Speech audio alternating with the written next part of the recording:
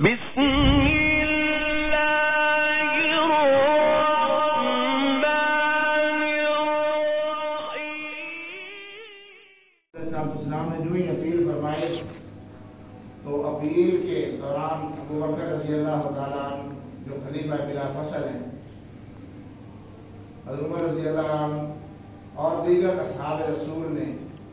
اپنی اپنی حیثیت کے مطابق محبوب علیہ السلام کی خدمت میں پیش کر دیا۔ حضرت عمر رضی اللہ عنہ نے اپنا آدھا مال محبوب علیہ السلام کی خدمت میں پیش کیا اور دل میں یہ تصور پیدا ہوا کہ آج تو میں ابو بکر سے سبقت لے جاؤں گا۔ تو ابو بکر صدیق رضی اللہ عنہ بعد میں تشریف لائے، جو کچھ حاضر تھا اور وہ بھی محبوب علیہ السلام کی خدمت میں پیش کر دیا، بلکہ حاضر کرنے سے پہلے اپنے گھر کی چار دیواری یعنی در و دیوار پر ہاتھ پھیرتے ہوئے یہ سوچ کر کہ کہیں محبوب علیہ السلام نے جو یہ پیشکش کی ہے اور یہ خرچ کرنے کے حوالے سے کہ مال دو ترغیب دی ہے،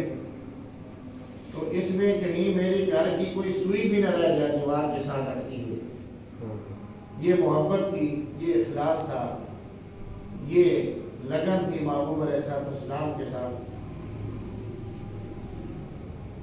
تو حضرت عمر رضی اللہ تعالیٰ عنہ کے پہنچنے کے بعد حضرت ابو بکر صدیق رضی اللہ عنہ تشریف لائے، پوچھا اللہ کے محبوب نے حضرت عمر رضی اللہ تعالیٰ عنہ سے کہ کیا لائے ہو؟ فرمایا کہ میں اپنے گھر کا آدھا مال آپ کی خدمت میں پیش کر رہا ہوں، آدھا مال لایا ہوں۔ حضرت ابو بکر صدیق رضی اللہ تعالیٰ عنہ سے محبوب علیہ السلام نے دریافت کیا کہ ابو بکر آپ کیا لائے ہو، کتنا لائے ہو؟ حضرت ابو بکر صدیق رضی اللہ تعالیٰ عنہ نے جواباً عرض کیا کہ اللہ کے محبوب میں اپنے گھر کے اندر اللہ اور آپ کا نام چھوڑ کر آئے۔ سبحان اللہ۔ تو میں خلاصتاً آپ کی سیرت کا مختصر سا بابوں میں سے باب آپ کی سیرت کو تو بیان کرنا یہ ہر مرد مومن کے بس کی بات نہیں۔ آپ کی سیرت ایک انمول ایسا پہلو ہے کہ جس کو جس انداز سے بھی آپ لیں گے وہ آپ کے لیے مشرع راہ ہوگا۔ حضرت ابو بکر صدیق رضی اللہ تعالیٰ عنہ کی ذات ایک مثالی ذات ہے، انتہائی نرم وجود کے مالک، انتہائی نحیف وجود کے مالک، انتہائی جسامت کے اعتبار سے انتہائی کمزور تھے، قد کے اعتبار سے قدر طویل قد تھا اور رخساروں سے ہڈیاں ظاہر نظر آتی تھیں، کمزور تھے، لیکن ایمان کے اعتبار سے اللہ نے ان کو ایسی مضبوطی عطا فرمائی تھی کہ اس کی اشارت ہم چھوٹی سی مثال کہ عمر رضی اللہ تعالیٰ عنہ جرت کے اندر بے مثال ہیں، رہتی دنیا تک ان کی جرت کے حوالے سے کوئی مثال نہیں پیش کر سکتا۔ تو جب محبوب علیہ السلام دنیا سے پردہ پوش ہوئے اور اسامہ کا لشکر رضی اللہ تعالیٰ عنہ جو مدینہ منورہ کے پڑوس میں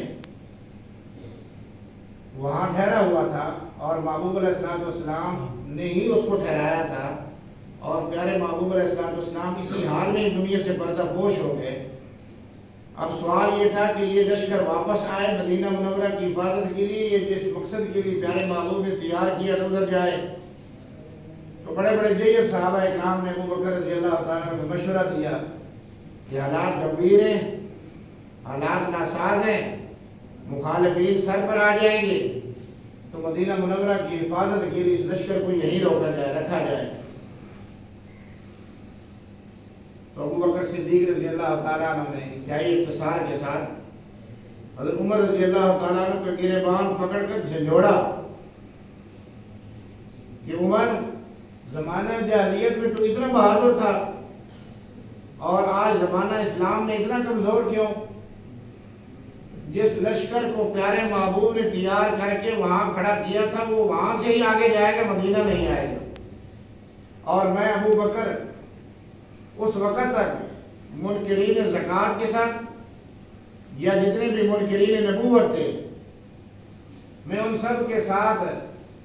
فرمایا کہ منکرین زکوٰۃ کے ساتھ یہاں تک بھی لڑوں گا کہ حتیٰ کہ ان سے میں زکوٰۃ کی رسی بھی وصول کر لوں، میں پیچھے نہیں ہٹوں گا۔ تو ابو بکر صدیق رضی اللہ تعالیٰ عنہ جس انداز میں اپنی زندگی گزاری اور وہ مثالی زندگی ہے کہ سیرت نگار لکھتے ہیں کہ پیارے محبوب علیہ السلام کی مماثلت میں ابو بکر صدیق رضی اللہ تعالیٰ عنہ کو ایسی خصوصیات ورثے میں ملی کہ جو پیارے محبوب کے ساتھ بیتا یا جو حالات بیتے، جو صورتحال بھی تھی، یہ صورتحال سے پیارے محبوب گزرے، بعین ہی ایسے ہی حالات، ایسی ہی صورتحال ابو بکر صدیق رضی اللہ تعالیٰ عنہ کو بھی ملی۔ جو دن دنیا سے رخصت ہونے کا پیارے محبوب کو ملا، وہی دن حضرت ابو بکر صدیق رضی اللہ تعالیٰ عنہ کو ملا۔ الغرض ان کو جس انداز سے بھی خراج تحسین پیش کیا گیا وہ کام ہے۔ بے شک دشمن تو کیا کچھ کہتا ہے کہ صرف لالچ کے لیے ساتھ ہے، اقتدار کی خاطر ساتھ دیا محبوب علیہ السلام کا، حالانکہ جنہوں نے آزاد مردوں میں سب سے پہلے کلمہ پڑھا،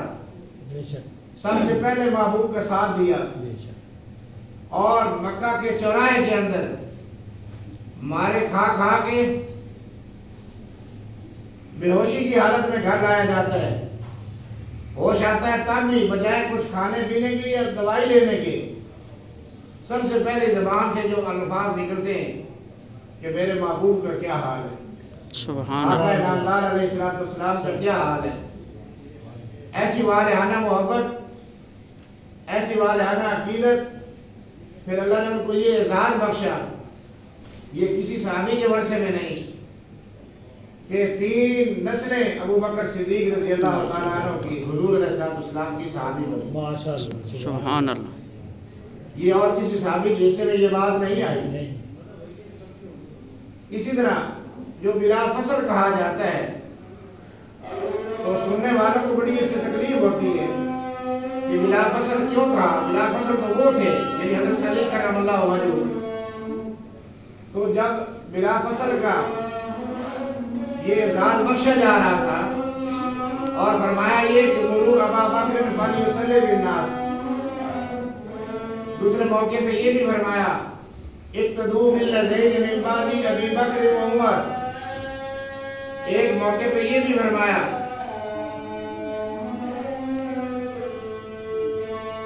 ابو بکر و عمر،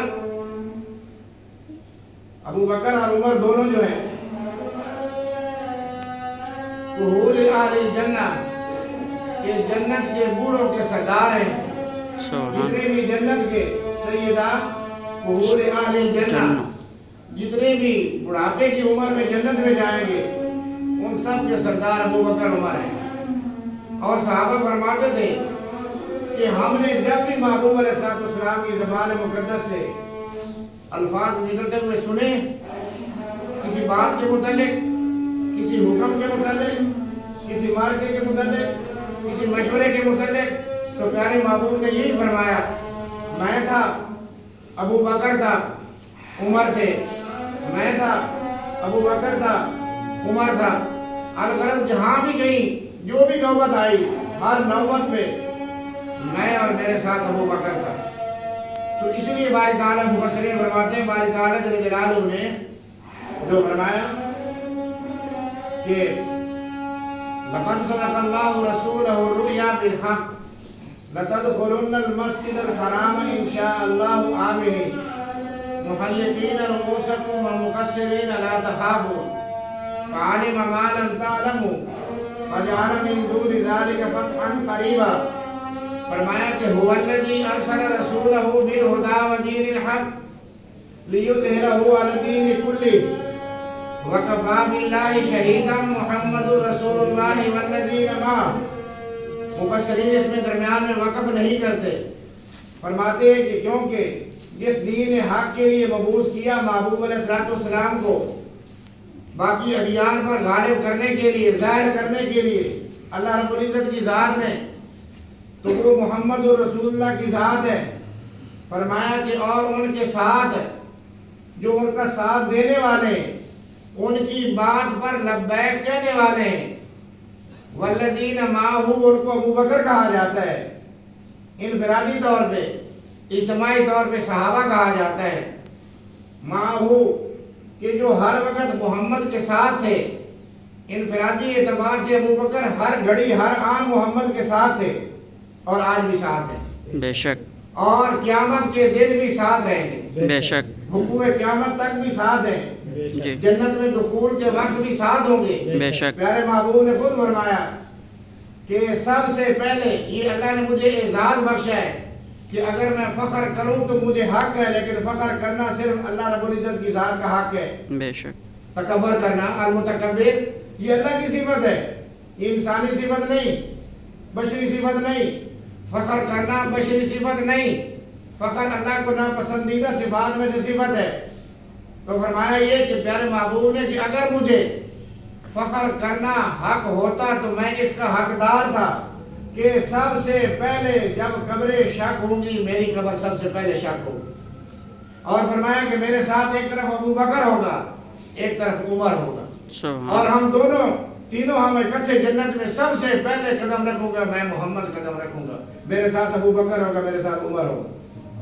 تو جو اگر آج بھی جس کے پیٹ میں مروڑ ہو، اور آج بھی اگر وہ یہ سمجھے کہ وہ نہیں ہے یا وہ مخلص نہیں تھا، تو جو مخلص نہیں تھا تو باری تعالیٰ ساتھ کیوں رکھتے؟ اس لیے اللہ رب العزت نے پیارے دوستوں بھائیوں بزرگوں فرمایا والذین معہ اشداء علی الکفار، میرا محبوب وہ جو دین کو غالب کرنے کے لیے تشریف لائے، میں نے ان کو مبعوث کیا، ان کا ساتھ دینے والوں میں ابو بکر صف اول کا ساتھی ہے، سب سے پہلا ساتھی ہے کہ جس نے سب کچھ ان حالات میں کہ جن حالات میں محبوب کا نام لینا جرم تھا، ان حالات میں محبوب کا ساتھ دیا کہ جس وقت کلمہ پڑھنا لا الہ الا اللہ محمد رسول اللہ یہ کہنا جرم سمجھا جاتا تھا، اس وقت پیارے محبوب کا ساتھ دیا۔ تو کہنے والا اگر اب بھی کوئی کہے کہ صرف لالچ تھا تو پھر اتنی تکلیفیں جھیلنے کی ضرورت کیا تھی، اتنی تکلیفیں برداشت کرنے کی ضرورت کیا تھی؟ اس لیے پیارے محبوب کو جب معراج کا سفر کروایا گیا تو سفر کے بعد پیارے محبوب کی کیفیت کے حوالے سے پیارے محبوب نے عرض کیا باری تعالیٰ اتنا بڑا عظیم سفر، اس کی تصدیق کون کرے گا؟ میں نے تو نہیں پہلے کیا سفر یہ۔ تو باری تعالیٰ نے فرمایا کہ پیارے محبوب ہم نے آپ کے لیے مصدق کو بھی بھیج دیا ہے، والذی جاء بالصدق وصدق به۔ اللہ، سبحان اللہ، سفر کا بیان کرنا آپ محمد کی ذمہ داری ہے کہ سفر کیسا تھا، کیسے کیا، کیا کچھ تھا دوران سفر، اور اس سفر کی تصدیق کروانا میرے صدیق کی ذمہ داری ہے۔ سبحان اللہ، سبحان اللہ۔ ہمیں چاہیے کہ ہم ان وفاداروں کے ساتھ ان کی وفا کو اپناتے ہوئے ان کے طرز زندگی کو ہم اپنائیں۔ اگر ہم صرف نام ہی لیتے رہیں گے اور ہم آپ کو بتاتے رہیں گے، ہماری نئی نسل ان چیزوں سے ناواقف ہے، بے شک، ہمارے نوجوان بچوں کو ان چیزوں کو کوئی علم نہیں، جو ننگے سر نماز پڑھنے کو اہمیت دیتے ہیں، سر کو ڈھانپ کر نماز پڑھنا اپنی توہین سمجھتے ہیں، وہ ابو بکر کو کیا خراج عقیدت پیش کریں گے، وہ عمر کو کیا خراج عقیدت پیش کریں گے،